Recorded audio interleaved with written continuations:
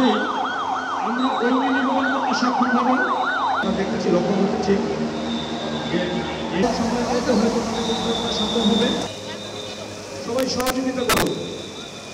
আমি মনে করি যে ফায়ার সার্ভিস এবং সিভিল ডিফেন্স ঢাকা বিভাগ মিস্টার অতীশ চাকমা উনি খুব সুন্দরভাবে আমাদেরকে একটা মহড়া, ওনার সমস্ত দল নিয়ে আমাদেরকে একটা মহড়া উনি পর্যবেক্ষণ করালেন। আমরা নিশ্চিত যে যারা এখানে উপস্থিত ছিল তারা এইটাতে অনেক ভালোভাবে উপকৃত হয়েছে এবং আমাদের ব্যবহারিক জ্ঞান, এই যে কীভাবে আগুন নিভাতে হয়, কী ধরনের সিচুয়েশনে হলে কীভাবে প্যানিক না হয়ে কাজ করতে হয়, তা আমরা এটা সবাই আজকে অবলোকন করে আমরা শিখতে পারলাম।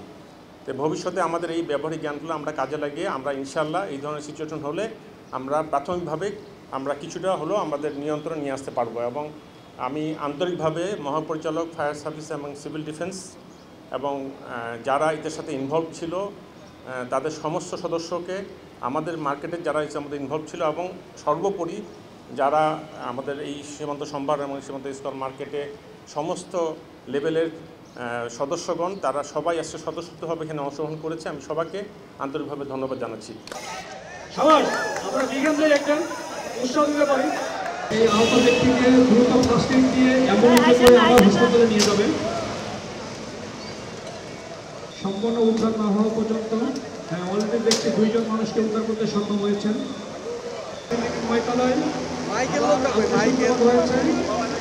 পাবলিক তো ভিতরে গেছে, পাবলিক তো সব ভিতরে গেছে। সীমান্ত স্তর সীমান্ত সম্পর্কে কর্মীবৃন্দ যারা অনেক চেষ্টা করে আমাদের নির্মাণ করতে সক্ষম হয়েছেন।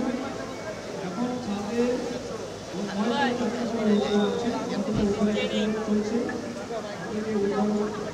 শেষ হলে আমাদের এই কারণটা শেষ হয়ে যাবে।